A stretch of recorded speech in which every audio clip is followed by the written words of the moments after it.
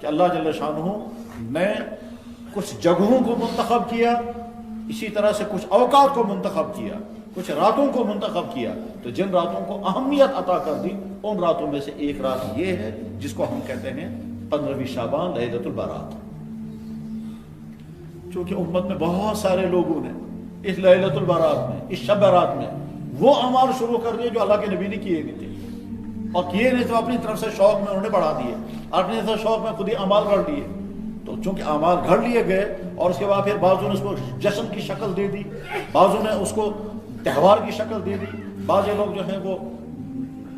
وہ چیزیں کرتے ہیں جو اللہ کا، تاکہ کچھ علاقوں میں لوگ آتش بازیاں چھوڑتے ہیں، رات کو حلوے کھاتے ہیں، غرض یہ کہ طرح طرح کی غلطیاں ہو گئی، ان غلطیوں کا نتیجہ ایک یہ نکلا، کچھ لوگوں نے کہا اس رات میں کوئی فضیلت ہی نہیں، وہ دوسری انتہا پر پہنچ گئے۔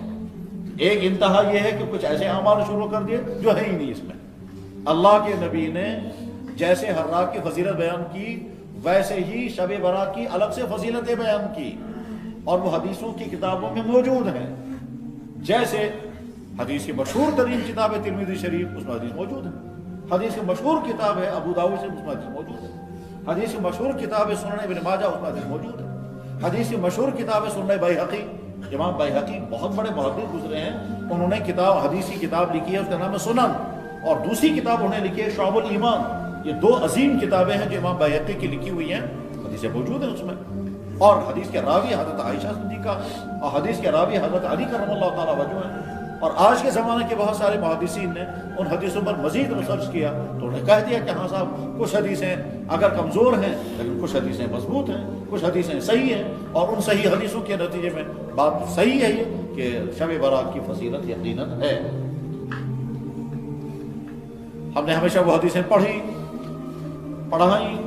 اور اس کے بعد پھر جب ضرورت پڑتی ہے پھر حدیث دیکھیں گے کون کون سی کتابیں کہاں ہیں تو دیکھ لے گی۔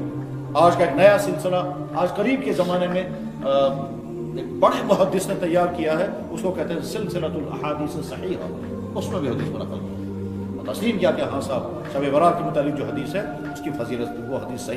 صحیح نہیں تو حسن درجے کی روایت ضرور ہے، اور حسن اور صحیح اور ضعیف یہ عوام کے سمجھنے کی چیز نہیں ہے، عوام کو تو اتنا مان لینا چاہیے کہ صاحب حدیث میں موجود ہے۔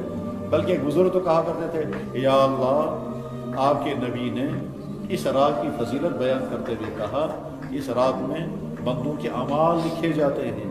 اور جن کی موت کا فیصلہ ہو چکا ہوتا ہے ان کی فہرست فرشتے کے حوالے ہو جاتی ہے، اور جن کو روزی دینے کا فیصلہ ہوتا ہے ان کے متعلق بھی فہرست حوالے ہو جاتی ہے۔ بہت سارے لوگ کہتے ہیں یہ کمزور، مگر یا اللہ آپ کی بات اگر ہے تو میں تو اس امید پر کہ آپ میری یہ دعائیں قبول کریں گے، میں نہیں جانتا کمزور ہے اور صحیح کیا ہے، میں تو اپنا معاملہ آپ کے سامنے پیش کر دوں گا۔ یہ تو نہیں ہو سکتا کہ قیامت کے دن اللہ تعالیٰ شان و فرمائیں گے کہ میرے نبی کی بات کمزور تھی اس لیے تو نے جو مانا میں نے وہ قبول نہیں کی، میں نہیں مانتا، یہ نہیں ہو سکتا۔ بہرحال اب جب حدیث ڈھونڈی تو میں دیکھ رہا تھا حدیث کے الفاظ کیا ہیں، تو میں جب ڈھونڈنے لگا حدیث کے الفاظ کیا تو میں نے پڑھے تو حدیث مبارک میں صاف صاف الفاظ صحیح آئے، واضح طور پر حضرت عائشہ صدیقہ رضی اللہ تعالیٰ نے جو حدیث کے الفاظ بیان فرمائے، یہ حدیث بیہقی میں بھی ہے، مشکات شریف میں بھی حدیث موجود ہے کہ جس میں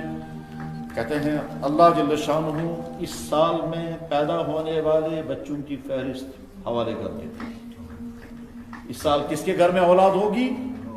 اس کے معنی یہ ہے ہم دعا کر سکتے ہیں یا اللہ میرا نکاح ہوا ہے، وہ لوگ کہ جو بے اولاد ہیں وہ دعائیں کر سکتے ہیں یا اللہ جب آپ اس رات میں اپنے بے شمار بندوں کے اولاد ملنے کا فیصلہ کر دیں میرا نام شامل کر دیں۔ تو لکھا جاتا ہے کہ کس کو اولاد ملے گی، لکھا جاتا ہے من ہوا حالکم من بنی آدم، نسل انسانی میں سے اس سال کس کو رخصت ہونا ہے، اولاد آدم میں سے کس انسان کو اس سال موت کے منہ میں چلا جانا ہے، یہ بھی لکھا جاتا ہے۔ اور ترفع وفیہا ترفع اعمالہم، اور اس رات میں امت کے اعمال اوپر اٹھائے جاتے ہیں، اور پھر آگے فرمایا وفیہا تنزل ارزاقہم، اور اسی میں ان کے لیے روزی کے فیصلے ہو جاتے ہیں۔ حدیث بیان کرنے والی حضرت عائشہ صدیقہ، حدیث کون سی کتاب میں ہے کہ بیہقی میں، حدیث کون سی کتاب میں ہے کہ مشکات شریف ہے، اور دوسری حدیث جو ابن ماجہ، یہ پہلی والی ابو داؤد میں ہے، اور دوسری حدیث جو ابن ماجہ میں ہے، ابن ماجہ حدیث کی کتاب ہے، ہم عام طور پر کہتے ہیں سیاہ ستہ، 6 بڑی کتابیں جو صحیح ترین کتابیں سمجھی جاتی ہیں، ان سیاہ ستہ میں ایک کتاب ہے بخاری شریف، ایک کتاب ہے مسلم شریف، ایک کتاب ہے نسائی شریف، ایک کتاب ہے ترمذی شریف، ایک کتاب ہے ابو داؤد شریف، اور آخری کتاب اس کو کہتے ہیں سنن ابن ماجہ. اس سنن وہ علامہ ابن ماجہ قزوینی رحمۃ اللہ علیہ نے وہ کتاب لکھی ہے، اس میں یہ حدیث موجود ہے، اور مشکوٰۃ شریف میں بھی ہے، اور ساتھ ساتھ میں بیہقی میں بھی یہ حدیث موجود ہے. حدیث کے نقل کرنے والے حضرت علی کرم اللہ تعالیٰ وجہ. حدیث کے الفاظ کیا ہیں؟ اللہ کے نبی نے فرمایا اذا كانت لیلۃ النصف شعبان، جب شعبان کی درمیانی رات ہوتی ہے، جب شعبان کے دن فقوموا لیلہا، اس رات میں کھڑے رہنا، عبادت کرنا، وصوموا نہارہا، اور اس کے دن میں روزہ رکھنا. فإن اللہ ينزل فيها، پس بلا شبہ اللہ تعالیٰ اس رات میں اتر کر کے آتے ہیں. غروب الشمس الی سماء الدنیا، آفتاب ڈوبتے ہی اللہ آسمان اول پر اتر آتے ہیں. فیقول من، پھر کہتے ہیں الا من مستغفر فاغفر له، اصال پر بوجو وار بوجو، کون استغفار ماں کر رہا ہے میں معاف کرنے کے لیے تیار ہوں. الا من مسترزق فارزقه، کون ہے مجھ سے روزی طلب کرنے والا، روزگار طلب کرنے والا، میں روزگار اور دینے کے لیے تیار ہوں. الا من مبتلا، کون ہے جو کسی قسم کی مصیبت میں پھنس گیا ہے،